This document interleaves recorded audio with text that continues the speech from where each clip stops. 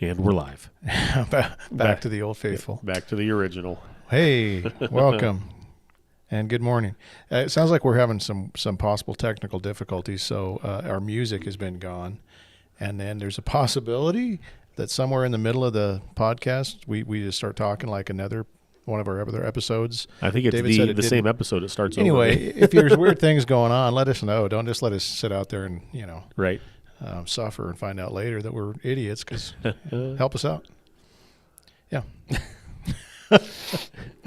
Anyway, we're working on that. So Yes. if you notice anything weird, tell us. Yeah, please. Yeah. Right. Now that we got that out of the way. Yeah. Winter's back. Yeah, it's been snowing a bit. Yeah.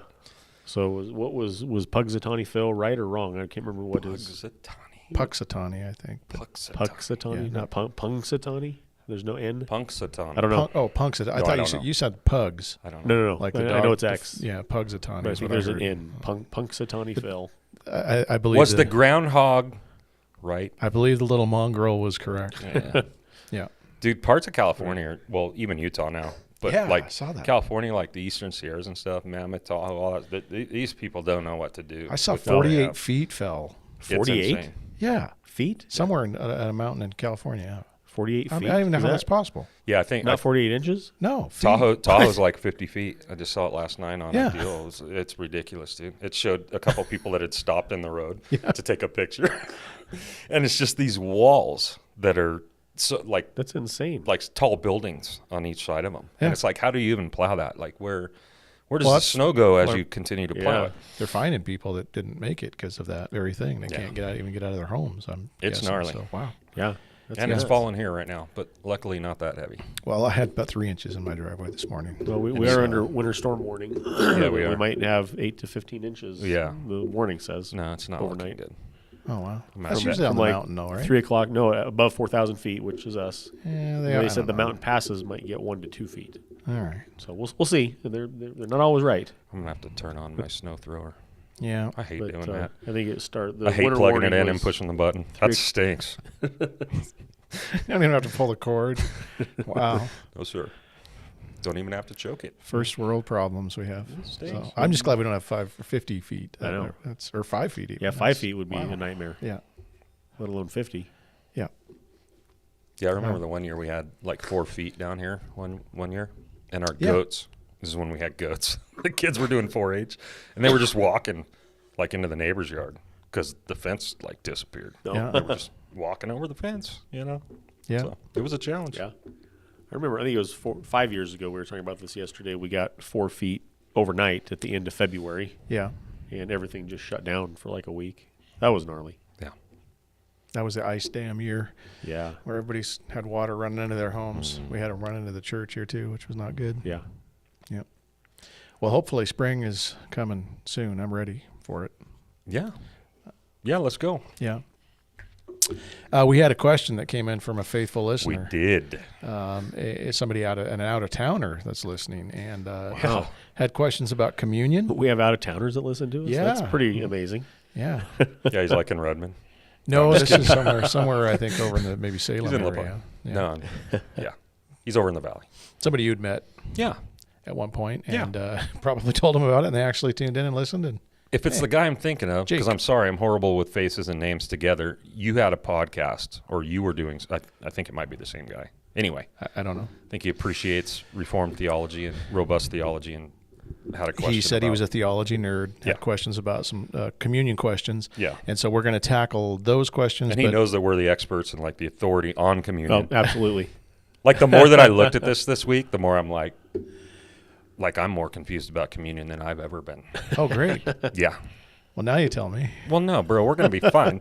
I'm gonna fake it, so we're gonna get through All this. right. Well, it is something that people have a lot of questions about, and we'll get to the couple of questions he had, but thought we'd kind of expand it and do a little more. So unless you guys have something else, we'll jump in. Let's jump in. All right, Lord help us. First off, what is it? Communion. What is it? Well, you mean like the definition of the word, or where it comes from? Well, what in regards to the church? What is it? It's basically the church's version of Passover, quite honestly. Yeah. So like when Jesus instituted it, they were celebrating Passover meal, which was the final plague, the one where Pharaoh actually let them go because the Spirit of God came through and killed every oldest child in Male. Egypt who didn't have blood on the doorpost. And so it was a commemoration once a year. Passover meal was that God basically had mercy on them and on their household, and then also delivered them to the promised land. And then Jesus chooses that night to make sure everyone knew what the new covenant is now, that there's a better blood on the doorpost, and it's on the doorpost of our hearts, and Right. it's done with his blood. And that's basically where Yeah, so you got salvation for the people of God because a lamb was slain and because blood was shed. a better lamb. And so Yep. you've got that in the better Passover delivery. story, and then in the New Covenant, you, Yep. you see the same thing. And the reason it's kind of interesting is when you think about what a non-Christian experiences or an unbeliever, communion's got to be a pretty weird thing to hear Sure. about or to see happen in a church. Well, in John 6, they thought so when Jesus started talking about Yeah, it. even in the early church, they accused these Christians of cannibalism because it sounds really weird to hear bodies being eaten and Right. bloods being drank. Well, it's funny that he even says it like you almost. I read it this morning. I was kind of looking at this, and I'm reading that in John 6 this morning. I'm thinking he didn't have to say it like this. Yeah, Like he did this on purpose. whoever eats my flesh and drinks my blood. He was trying to make this Yeah. as gnarly and offensive to these guys as possible. Yeah. and yet it's true. It's a true metaphor. Yeah, but I think having the Old Testament Passover story, Totally. we at least understand the parallel. Right. We Totally. can connect the So dots. it's not just It's this basically weird, the church's version of a better Passover. Yeah. It's Yeah. a better Passover with a better lamb Yep. and a better delivery and a better mercy and like all of it. So, Yeah. Yeah. it's an ordinance or a sacrament as well. So it's Or a something means of grace. a means of grace. We Yep. talked, or a symbol. Just kidding. That's Or what a- we or that's a what we said memorial? during the baptism one. Yeah. So yeah, two things have been given to the church by Jesus: communion and baptism. Both of them, I would say, are an identification, proclamation, and a participation. That's good. They include these three things: identification with the person and work of Jesus, what He did on our behalf; a proclamation. In baptism, it's a proclamation that I'm a follower of Christ. In communion, it's a proclamation of what He's done until He comes. So it's a proclamation of the gospel, and then it's a participation. In what way is it a participation? And this is kind of where it gets funky for people, I think. Right. Well, he's given those things to the church that we can participate in them, and that we can. It's much more than this, but frequent reminders of the gospel as we participate in those things. Yeah, let me read a verse, but I should have read that first. But 1 Corinthians 10:16, the cup of blessing that we bless, is it not a participation in the blood of Christ? The bread that we break, is it not a participation in the body of Christ? So this is a biblical phrase, Right. but when we think of participating in the work of Christ, that sounds a little odd.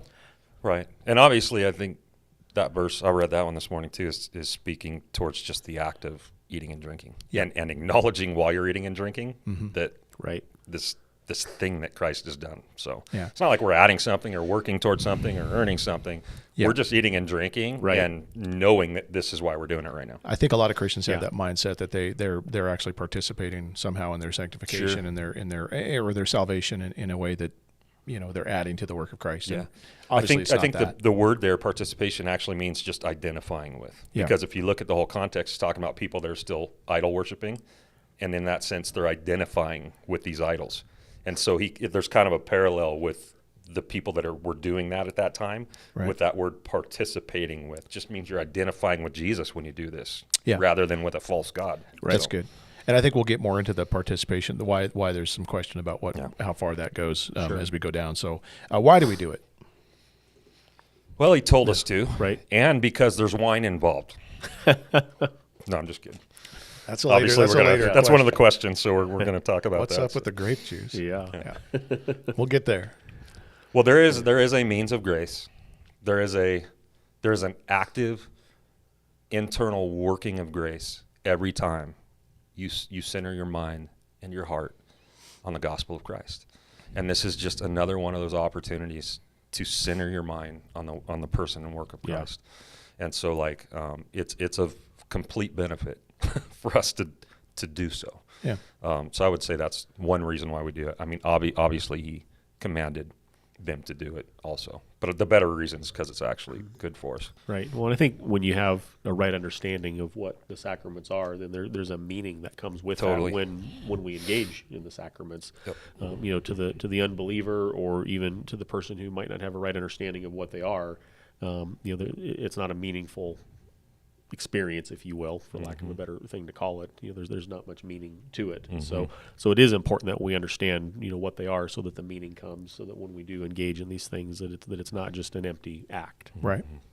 Yeah, I think there's an aspect in which we're commemorating the work of Christ, something we're supposed to do all the time. We try to be Christ-centered and gospel-centered in our preaching. We're always trying to put that front and center at the forefront, and communion does that. It should do that. And so we're that's part of it. Right. We're celebrating the new covenant, which you already mentioned that there's a better covenant, there's something better, a better Passover. So we're doing that as well. What about the idea of who we're doing it with, or that aspect of it? Well, that I think is one of the biggest aspects of communion. In fact, it's in the word communion. When you think of the word, it's connected to it's directly related to like community and commune, yes. unity. Yeah. So it's not really an individual or a secret act. It's meant to be an act within the assembly of believers. It's done Absolutely. together. This is the whole reason 1 Corinthians chapter 11 exists, and Paul writes to them, is because they're not doing it as a unit. They're not thinking about the people next to them. Correct. They're just thinking about themselves. So they might as well be at home doing it in their own home. So it's meant to be a team sport. How do you feel about That would have been a good title. Communion is a team sport. Have you ever seen it done at a wedding? How do you feel about I that? was just going to ask about that. I have seen it. Yeah. Which one? Yeah. Have you ever seen it done at a wedding? A gun at a wedding? Have you ever Oh, seen communion. the thing we're Yeah, talking dude, Dude, about? I'm like, I need to hang on. Let me. Okay. Let me see if I can hear now. We live in I've Central not seen a Oregon. gun at a wedding, Yeah. for the record, but I did see a sword at a wedding once. Like they were at Scottish Heritage, and so they did this kind of sword tunnel, where it was kind of cool. Anyway, I've never seen it. Communion done at a wedding. You've never seen. I've seen that before, and Yeah. it's even family members. So hopefully they're not listening and offended. But very odd thing to me to do at a wedding. I agree. Because of what we just talked about. Yeah.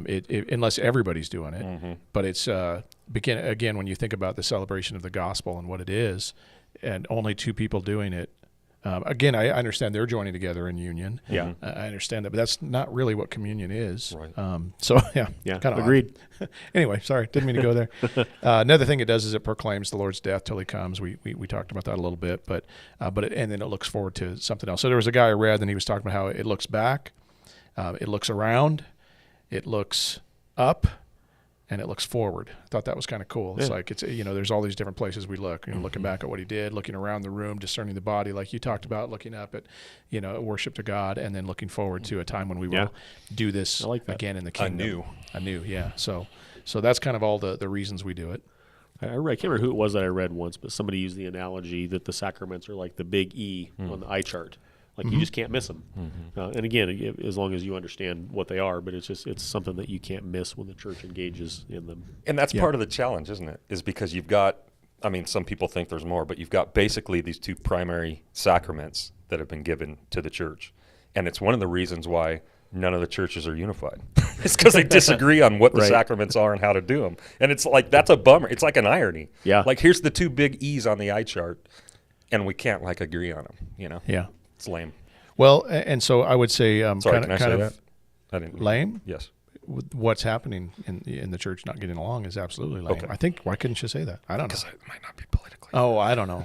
It's handicapped. I'm sorry. I don't if think someone it is. is. Well, Didn't mean it that way. right in and tell us. Okay. So there's some things that I think you just touched on this in regards to Christians and what we do with communion and baptism. And we have a tendency to make them everything or to make them nothing at all. And I think churches are kind of, those are kind of the extremes we see. I don't know if you guys want to comment on that or. have Well, you I think seen a lot it? of it, just like I just said, I think a lot of it just has to do with your doctrine of those things. If you, depending on how you approach baptism and what you believe about it, and how you approach communion and what you believe about it, is going to determine how big it is in your Right. midst, or how small it is in your midst, or how often it's done in your midst, or how often it's ignored. Right. So, yeah. Yeah, we've all, like maybe you guys did this too, but like I think back to my youth pastor days and doing baptisms at youth camps, and I think if the me of today might do that differently than the me of 15 or 20 years ago. Mm-hmm. As cool as those times were and as meaningful as they were, it just seems like it would have been better to do those baptisms with the gathered church. Yeah. Right. Sure. Yeah. Well, so let's just look at 1 Corinthians 11, since it's kind of the quintessential passage that's normally even read in churches when communion is taken, even though that's not necessarily our practice here. But 1 Corinthians 11 and verse 23, this is Paul. For I received from the Lord what I also delivered to you, that the Lord Jesus, on the night when he was betrayed, took bread, and when he had given thanks, he broke it and said, "This is my body for you. Do this in remembrance of me." So that's the bread. It's a symbol of his broken body on our behalf. And then it says, in the same way, he took the cup after supper, saying, "This cup is the new covenant in my blood. Do this as often as you drink it in remembrance of me. For as often as you eat this bread and drink the cup, you proclaim the Lord's death till he comes." I'll stop there for a sec and just say, these are the elements. These are what we put out there. There's some differences in the way churches do them, and we're going to kind of get into that now and talk about it. He goes on to the next section that says, this is another one that I would say we'll talk about now. But whoever therefore eats the bread or drinks the cup of the Lord in an unworthy manner will be guilty of concerning the body and blood of Christ. Which is why we should have read the first part of this chapter of this section. We'll refer to with it. that part. Yeah. And then, of course, it says, you have to examine yourself and so forth. And so that we'll get into that here in a minute. But the bread and the cup are the essentials. People argue over some of these things as far as, what kind of bread and what kind of, the cup. Can I even ask you this right now, both Sure. of you? Do you even think we're actually even doing communion the way we do it? Well, that's what I was going to, in the practice stuff, we were going to talk about that. But we'll talk about that. I mean, that's all I can think of. The more that I looked at this week and studied this, and I'm just looking at kind of the essence of it, like the heart of it and what it was that they were doing, it's like, we don't even do this. Like, we don't even do it the way that they did it. And so it's like, okay, does that count? I'll just be straight honest. I feel a lot of times when we do communion, which is once a month, we'll probably talk about that too. Yeah. I don't feel like it's as special. I don't feel like it's as much of a mountaintop as it should be, because we're so gospel-centered in what we're already proclaiming when we open our Bibles. And then I'm coming and getting this little thing that is so dumb and unsatisfactory. Like, it's so unsatisfactory. It's just this drop. Are you sure it's not because you're not putting enough emphasis on the presence It's of probably Christ in the because I'm meal? not examining myself enough and I haven't worthied up enough. But like, it's So let me get this straight. It's so cheap. When you get an oyster cracker and a thimble full of grape juice, you're not satisfied? I'm shocked about that. I want 20 more oyster crackers after I have the one, and I want like a pint glass of grape juice. So there is And we probably shouldn't even drink grape juice. I mean, we'll talk about that. We'll get there. But if you look at the early church, the idea of that when they would get together and break bread, and the way they would do communion, it certainly looks like a meal was taking place. Absolutely. Every time.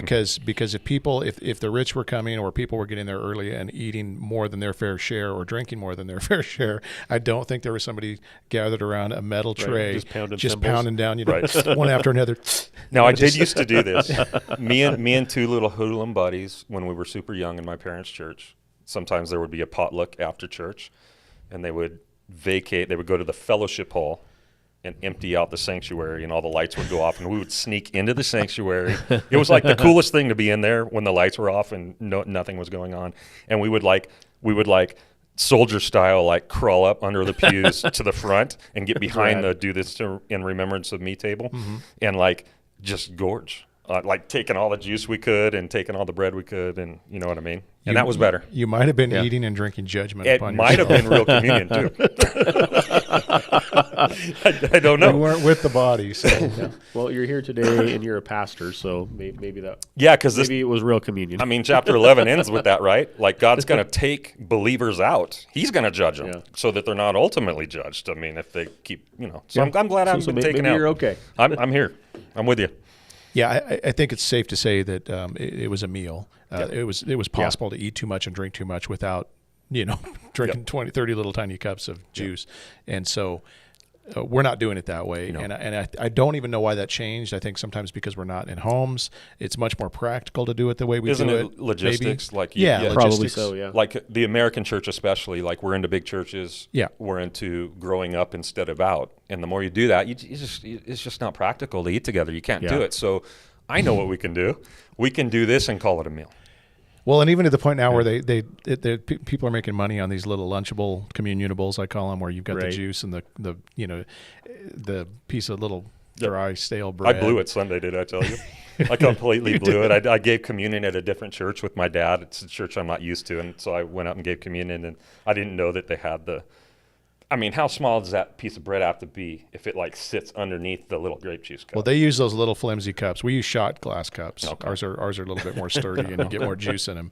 And I'm sorry, they are Jello shot cups, but they use those really breakable. The ones you Yeah. just if you touch them too much, they just crack. I didn't know it was there. And they were double stacked bread, and then you put another cup, and then you put the juice on top. So David thought he only handed out the So juice. after communion's done, and my whole side, so he takes one side of the sanctuary, they come to him, and then the other side of the sanctuary comes to me. So his side, like I'm seeing him like take the bread and the cup, and I'm going, oh my gosh, I just gave my side like the cup, So when he's done, I'm like, I'm so sorry, I ripped you guys off. Let me find the bread, and they're all like, what are you dumb?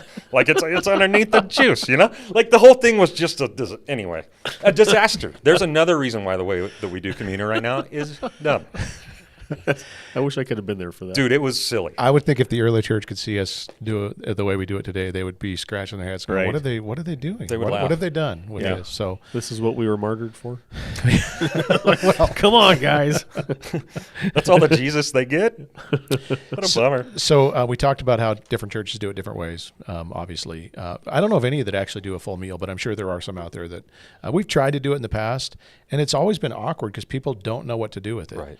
Like you always want to have this time where you stop and make it something different or Yeah. more special or more unique or whatever. And I don't know if they did that in the early church, if there was a point where they stopped and read 1 Corinthians 11 together, or if it was just, somehow it needs to remember the Lord's death. Well, it seems like when Paul says it here and then quotes what he quotes in 1 Corinthians 11, that he was saying, this is how I showed you to do it. So you almost get the impression that he did, for lack of a better term, train them yeah. in their communion time with this quote. But like when I went to like all the, you guys probably did too, I went to all three synoptic gospels today to look at each account. And each account says like they were already eating Right. when Jesus at one point stops Yeah. and grabs the bread and then like, While they were reclining at table. yes, At table. At table. and then blesses it, right? And then they go on eating and then grabs the cup. So they're already in the midst of a meal. Right. And this thing happens like mid-meal or toward the end of the meal even. So I don't know. But there came a point where it became about that, yeah, and not just, sure. and that's the part that I think we don't know. I don't know. The times we've tried to do it that way, it's been a little awkward. Not so much when we used to do it, but way back when at Bible study. But we tried to do it at family camp one time, and nobody knew what to do, when to eat it. Are we waiting? Are we, we need, we could fine tune it, I'm sure. Sure. But, as far as the way other churches do it, what are some of the distinctions? The first one I was going to talk about was presence. The presence of Christ in the meal. What are the extremes, or what are the options there that we see? So I'll just start by saying I love the idea of that. I love the idea of the presence of Christ. My problem is that, once again, looking at everything I could look at in the Bible again today, I have no idea where people find that. I have no idea where they look at any example of communion that we have, even the original one given by Jesus and what he says. And there's no hint that Jesus is somehow going to reappear. This is a remembrance thing. This is something he's saying. Just keep this in a your- memorial. Well, if you look at the examples, that's all I see. I wouldn't call it that. The Bible doesn't use the word memorial, but he's saying this is to put into your mind again, for you to think about and consider and remember what I did. Yeah. And there's nothing more. I'd like there to be more. So Yeah. Am I off? I don't think I disagree with that. So there's extremes to this. There's levels to this idea. Yeah, there are. The Roman Catholic Church performs what's called transubstantiation, and it's really the idea of this word is changing of one substance into another. So Yeah, they transforms. take a piece of bread and a cup of wine or a cup of juice, and they literally transform those things through their ceremony into the actual body and blood of Christ. So he is physically present in the meal. And this is this has got some issues, because one, the reformers had a hard time with it, and they changed it up some. But to me, they're basically in some sense are re-crucifying Jesus every week through the ceremony that they do. Most Catholics, I don't even think, realize that that's what's going on. Sure. Even the crucifix itself, you see Jesus on the cross. Sure. Every week they bring him back to recreate the sacrifice. Well, it's funny how we like to be literal in those texts where Jesus says that this is my body, this is my blood. Because when he instituted that, we can't go literal with it because he had not yet been crucified. Right. He's sitting in front of them. Yeah. His blood's intact. His body's intact. So they knew that it wasn't literally his body. They knew he wasn't saying that, right? So it's a stretch in multiple ways. Well, it kind of, to me, the way the Roman Catholics view it, it would undermine the finality and the sufficiency of Jesus' work at the cross. And so that's the kind of problem with that. Plus, you've got him physically ascended to the Father, and now, so he's in a physical body, and now you're saying, now we bring him back physically down here. It gets weird. There's some odd things about it. Not a fan of transubstantiation. I grew up Roman Catholic. I would deny that. So even when you go, if you've ever been to one, they go through a weird ceremony beforehand, and then even when they put the little tray under your mouth when they give you the bread, that's because it's really Jesus now. Do they wipe your lip, your mouth? They wipe the cup. Oh, they wipe the cup, not your mouth. That would they be don't gross wipe if your they mouth. wipe your mouth and then wipe their mouth and then Yeah. wipe their mouth. No, you can wipe your own mouth. Okay, but good. it's a communal cup, which Just people. use your sleeve. Yeah, that's a whole nother level of thing for me. But I'm surprised that you're not into the communal cup. really, Chad. I'm being sarcastic. Yeah, no, it's an odd. Brent hates communion more than anybody else I've ever met. Communion. Like, not Being anything that has to being do with communal. being communal. People? No, that's not true. I like being around people. I just don't like being around large amounts Do of you, people I Brent? don't know. Do you like being Maybe not. I do. I like being around you guys. We're having community. This is great. Yes. As much as Enjoy you like myself. being around us, though, you're probably not going to drink from either one of our cups. If it depends on the situation, I would think, but no, I would try not to. I would actually maybe pour it into my mouth. Yeah. But I don't want to be lipping your bottle. Yeah. Yep. Okay, we're getting off track, fellas. we are. Consubstantiation. Yep. What is this one? You guys. This one's a mystery. So we could try to explain it, but so Christ is kind of somehow mysteriously there with the elements. So it's not that the elements are literally like transubstantiation being transformed into something else. Right. Consubstantiation is that he is present. I don't know if it's the over under It is. deal, but he is spiritually present with the elements. Spiritually present. The words are in, under, and through. There you go. And the word con means with. So Yeah. consubstantiation Yeah, with, is with the substance. Sure. And this was primarily the Lutheran view, even though Luther wouldn't have used this term. In fairness, it's the Lutheran view, and we've gotten some flack over the way we do communion here because we're not. And this is from a Lutheran Sure. who attends. It's from a guy. It doesn't matter. Not calling them out, but because we've tried to sit down and understand this, and it's been frustrating because it's like you could be doing more with this than you're doing, but it's not clear what that is.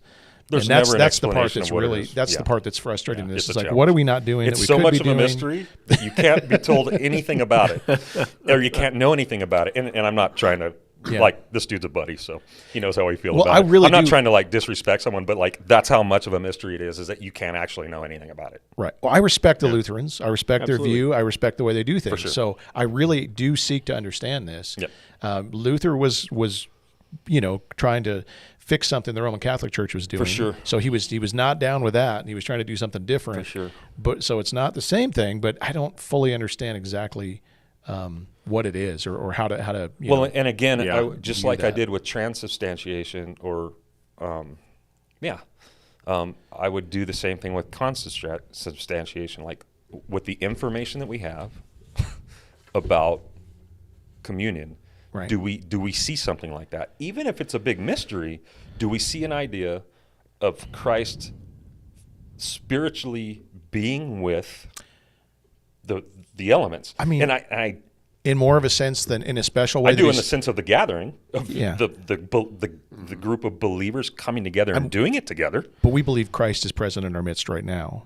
Yeah. He's an omniscient God. I'm sorry, omnipresent God Yeah. and Well, he's- omniscient. So through he's the everywhere. Spirit, he's Yeah, everywhere all the so we don't. He's the head of the But this bride. is the idea of a special presence and almost a special, like it does something special for us as well. Which that's where we would kind of agree with that in some sense. But I don't know how far that goes either. Like, Right. he's special in the meal because it's doing something. It's like an extra means of grace almost, or there's something special happening here that doesn't happen apart from that. Right. And that's the part, again, I don't understand, or I don't either. know what that is. Yeah. And yet I kind of want to understand it and I mean, at the figure end of it the out. day, there's some mystery there that we're probably not going to fully solve. and Yeah, the part- word mystery is not Right. completely like invalid when it comes to Yeah. the subject of communion, right? Right. But when everything about it is a mystery, so that nothing can be known about it, I do think we have some things we can know about it. Yeah. So let's go with those. Yeah. Another view would be, this would be kind of the largely Baptistic view, or the, if you're a Baptist, is just straight up memorial. Yeah. That's what it is. It's, Yeah. it's, that removes the mystery altogether. yeah, you're just remembering what he did. Nothing Maybe. special about either of these things. They're Maybe, just maybe. symbolic. They're symbolic only. Because I don't know that people that would believe that it's a memorial wouldn't say that there's somewhat of a mystery to it as well. I bet some would. Would you think, though, that maybe the people that would say that it's more of maybe lack of understanding than it is mystery? I don't know. Which maybe there's a fine line there. Yeah. But I would say in the memorial view, they would say that Christ is always present with his people, but he's not specially present at the supper. There's no mystery as far as that goes. Right. Yeah. So that's where, of course, there's mystery involved in the work of Christ. Yeah, We can for never- sure. Right. But as far as the supper goes, it's not to be. It's just symbolic. But maybe No, I totally that hear what kind you're of saying. Baptistic view might Yeah. be, okay, maybe there is something more to this, but I don't get it, so we're just going to call it a That's what I'm memorial. saying. That's- It's just because they err on that side and Yeah. they would be labeled as that doesn't mean that some of them don't realize that it's special, Sure. and they don't know how to define why it's Right, special or how right. it's special. Yeah. Yeah. So Luther, or not sorry, Luther. Sorry if you're listening. Calvin, the other guy that we confused with, there was a Reformed view that he rejected consubstantiation, the Lutheran view, but he believed in a spiritual presence somehow, and this is sometimes referred to as the Reformed view. But he would say that there is no physical change to the bread and wine, but somehow Jesus is present spiritually in a special way, but not present physically. And the Lutherans kind of say spiritually present, but they also, with the whole in, under, through thing, is it gets confusing. So this is pretty close to that, but a little different, and I don't honestly even understand the difference. Right. Yeah. So Again, what's so- weird to me is like when you'll hear things like this, and I love Luther, I love Calvin. These guys Yeah. are way smarter than I am. Like I'll never even be a fraction of what they know biblically, just their brains theologically. But you never see them like cite passages for statements like that. It's like, Yeah. are we? Where That's a fair point. right? Like Yeah. where does that come from? So I know it comes from tradition. I know that, and I know that Lutherans will oftentimes argue from that Right. side, right? Church history and early church history. So, but do you ever see these people like go to the source of that tradition, right? Scripturally, and it's just I don't know. It's a question I have, man. Yeah. I'm not smart. I think it's a fair question. It's just I'd like to go to ground zero and see how the building was built. Right. Well, I think we see an example in these different ways of doing it is people who do make it everything or make it nothing. Yep. And somehow we don't want to be guilty of doing. So we all play within there. We all Right. sit in there somewhere. Well, we don't want to do either of those extremes. I would say, what the Roman Catholics are doing with it to me is actually, Sure. I have a real problem with it. Yeah, I would sure. say it really gets to the work of Christ not being good enough, and I don't like that. Making it nothing, that's frustrating too, because this is an important thing, just like Absolutely. baptism. It's linked to the work of Jesus in a way that we can't separate it. They're part of the same work of Christ in that special way that we don't want to just pretend like it's no big deal. Right. So, but trying to figure out where we land exactly is still tricky for me. So let me put it this way. I personally, and I don't know if you guys want to share where you're at, I personally am okay with falling more towards a memorial side of it, like a remembrance side of that. It is to remember what he's done and what he did it with, which was his blood and his body, until he eats of this, drinks of this again anew in the kingdom, which is exactly what I'm okay with falling there strongly, because that's what I do have in the Bible. Right. But I also believe there's a mysterious element to it. And maybe a means of grace that's present in that, you Yeah. know, in a special way. See, and that's the thing with baptism too. Again, the same thing, same problem with baptism. You make it everything, it saves you, or you make it nothing. You know, it's just a, you know, kind of a symbol. It's just a formality we go through. Right. And there's something again in baptism that is more than that. Right. But I don't fully understand what that sure. is. Yeah, So Yeah. anyway, I'm down with all that. Yep. yeah, and I know we're not being super helpful, but at least we're acknowledging these are really important things to the church. Yeah. They're a big deal. They were a big deal to Christ. They should be a big deal to every Christian. But as far as how far we go with that and all that, I'm still trying to figure it out. I know they don't save us, but they certainly are linked to what does Yeah. in a very profound way. So, Well, I think about. I mean, I grew up in the church, and have had communion in various forms and various ways over the years, being a part of different churches, and just at this point in my life, like it just means more to me than it used to mean because as time goes on, I have a greater understanding of the gospel and what Christ has done, and it's just more meaningful. yeah. It wasn't meaningful to me when I was 20. Well, then that kind of goes to the idea of, this idea of worthiness, and churches vary on that. And I don't want to go too far down this road because we don't have a ton of time, but the idea that this meal matters, it's important to come with a cavalier attitude towards something that Christ did is, we would never recommend that. Right. But then you've got other people that almost take it to this extreme where you have to worthy up. And that's why we titled this the way, worthy or not, here I come. You have to worthy up. You have to examine yourselves. Do I have any sin right now in my life? Do I have any reason why I can't approach this table? You've got to. That's what I grew up with. You've got to worthy up before you walk up to the table. And if you can't do that, stay away from that table. You might die. Yeah. So if you're Wow. if you're discerning that it's the body broken for you, the blood shed for you, Yeah. which is why you're redeemed, you can't come cavalier, right? And so this is actually what Paul is saying in the verse you wrote. Whoever therefore eats the bread and drinks the cup of the Lord in an unworthy manner will be guilty of not discerning the body and blood of the Lord. The whole point of that he's talking about is that what this table represents when you come. It's not that you're looking in yourself and knowing all the million ways you've fallen short, so get it ready. It's that you know what this table is that you're approaching. Well, and that's the hard part with that is that Yeah. as when we're up there, doing a communion with the church, you try to make that clear. This table is for believers, Yep. but you can't determine.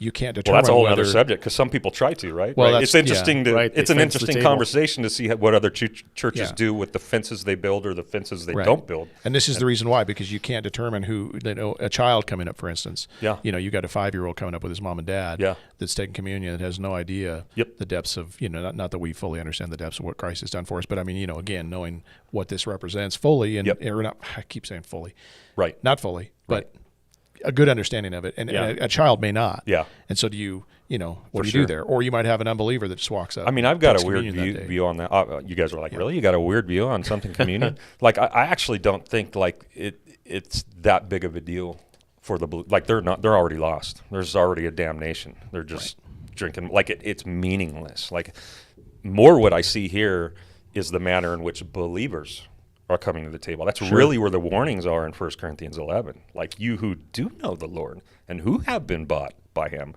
It matters that you know what this table is and what it isn't. Yeah. So for the unbeliever, it's just grape juice and a cracker. Or their whatever it judgment right? is That's all it already is. it's already a judgment, right? I even think of one of the weirdest things to me is the Lord's Supper, and one of the 12 guys that are sitting there is the devil, and he participates in the first communion with Jesus. Jesus knew.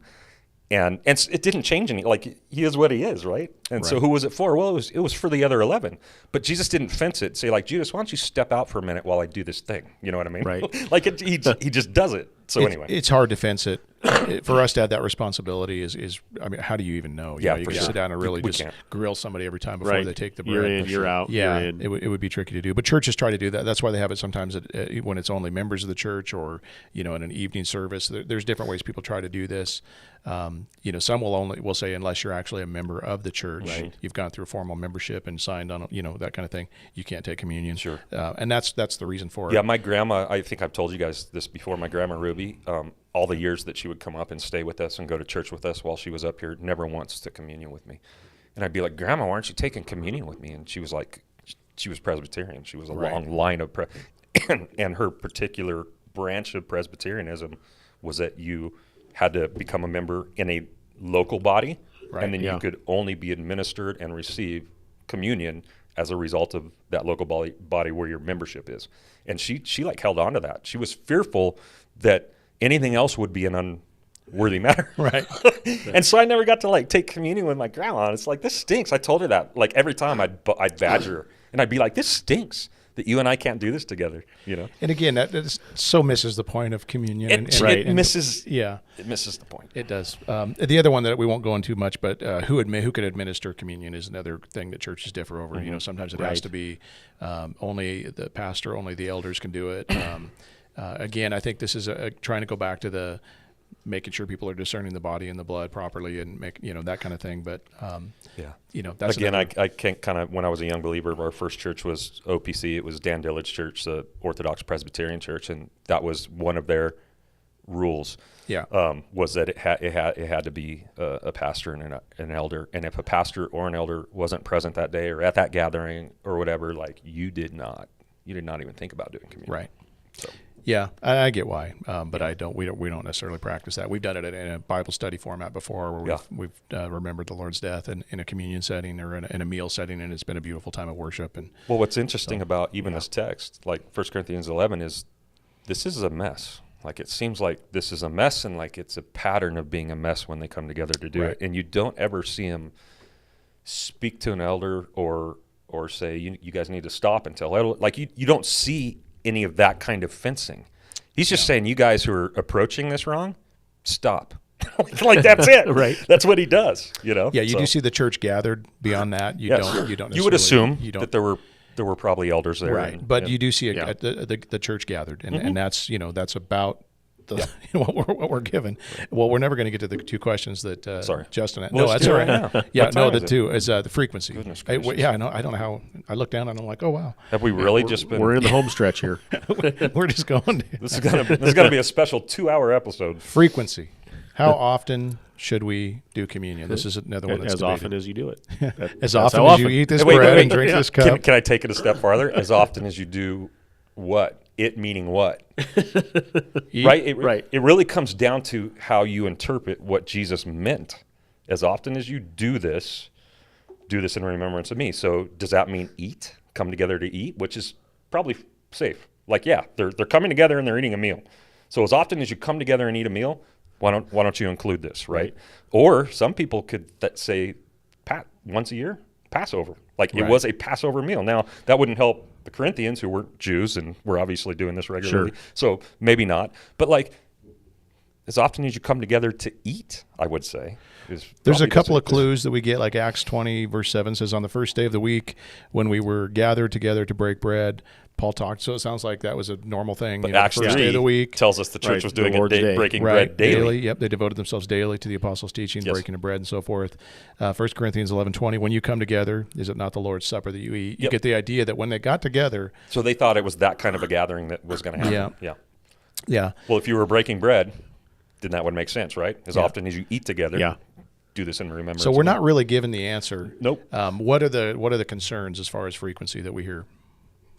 No, well, that you do it too much or not enough. And, if you do it too much, does it become meaningless? Yeah, mundane. and- Right, yeah. mundane, routine. Right. And if you do it not enough, like are you in sin because you're not recognizing something that Christ tells us to recognize Yeah. with frequency? We do it once a month. It's probably not enough. I don't even believe we do it. I'm not even going to And go there. again- We don't have time. And again, we're probably not You know what doing would it. be rad?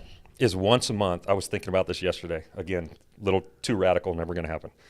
Is you take one service, one entire Sunday service a month, and it is a communion service where everybody brings in food, and it is a different kind of service that is just focused on a meal Right.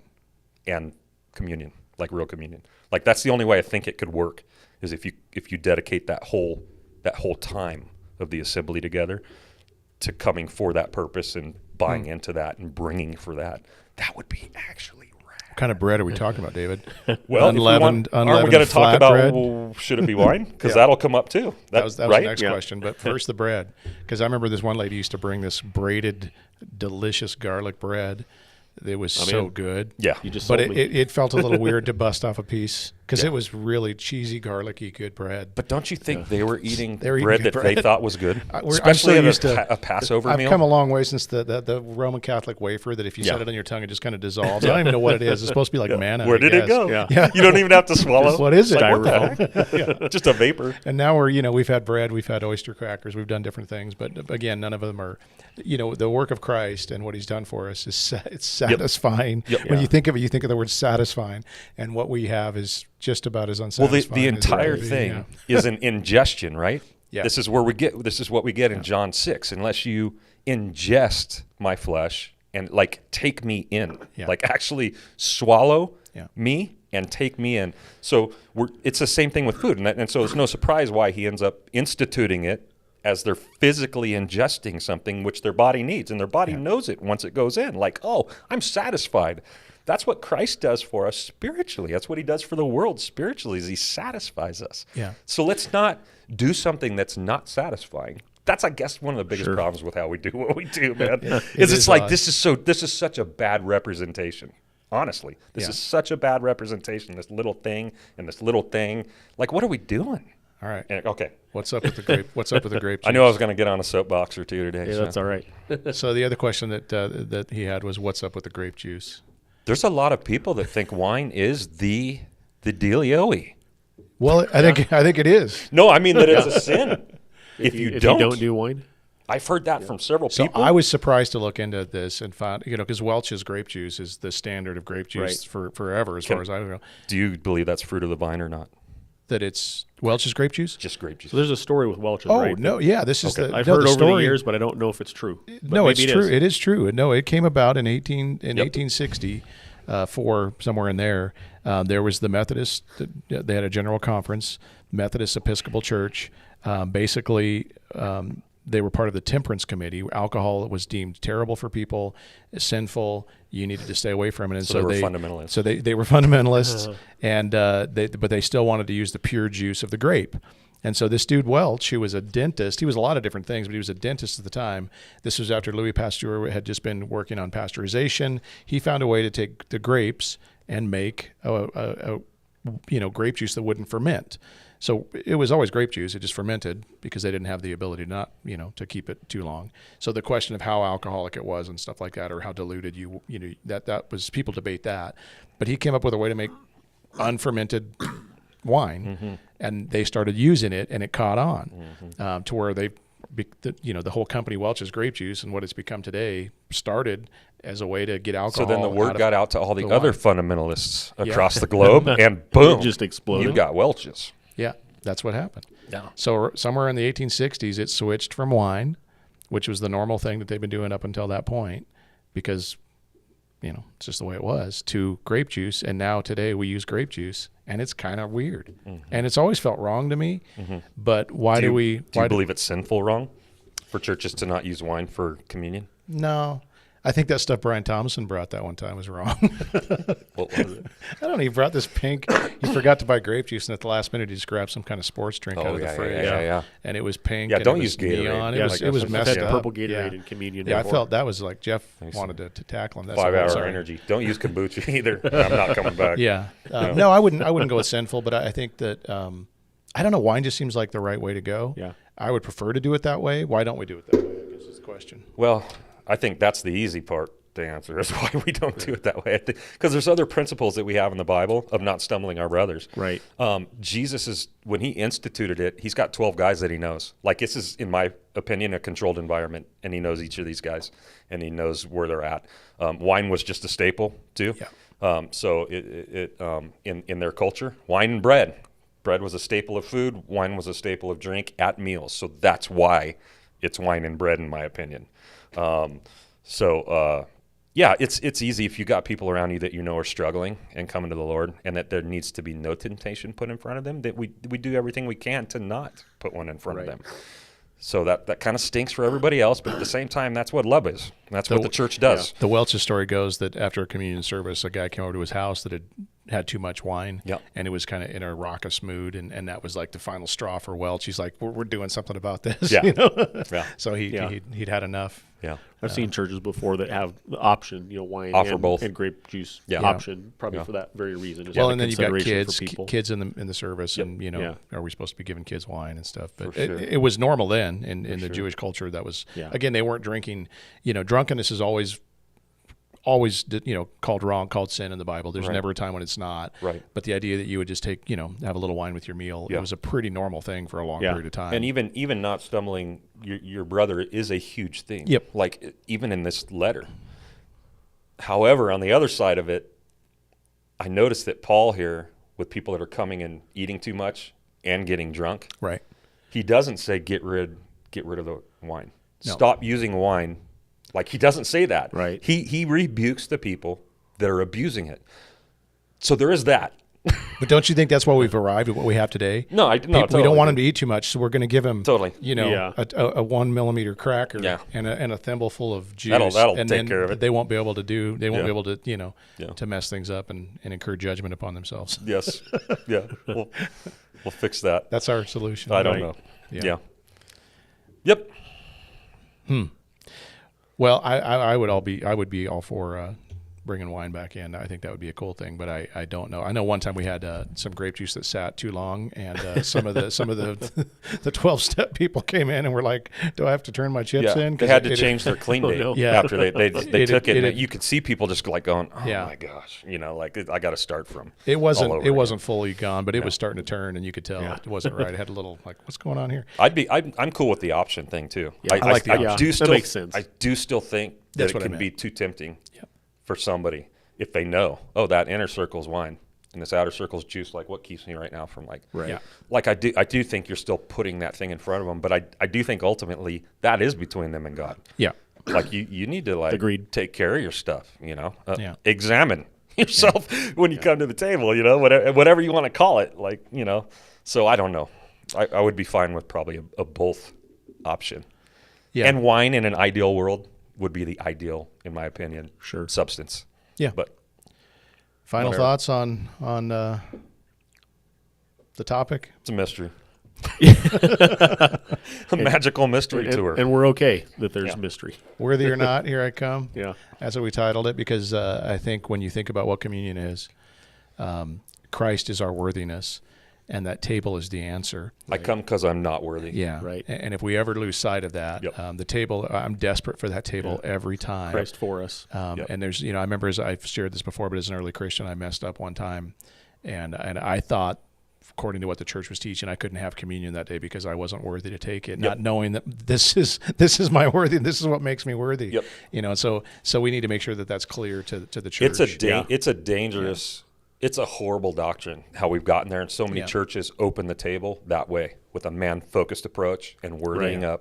up. I heard Piper yesterday talking about he went years ago to Germany to speak in a church, and he was at a communion service in this church of 10,000 people, and at that communion service he counted 12 that came forward when they opened the table out of 10,000. Wow. And he went up to the pastor afterward and he said, "What in the world is going on here? Why aren't they?" And he goes, "You need to understand that in this church, we come from a long tradition of fear They're of gonna coming to the get table. sick or die if they're not worthy. We need to be careful. Like the table Well- is all about Jesus. Every one of us understands that we're not worthy.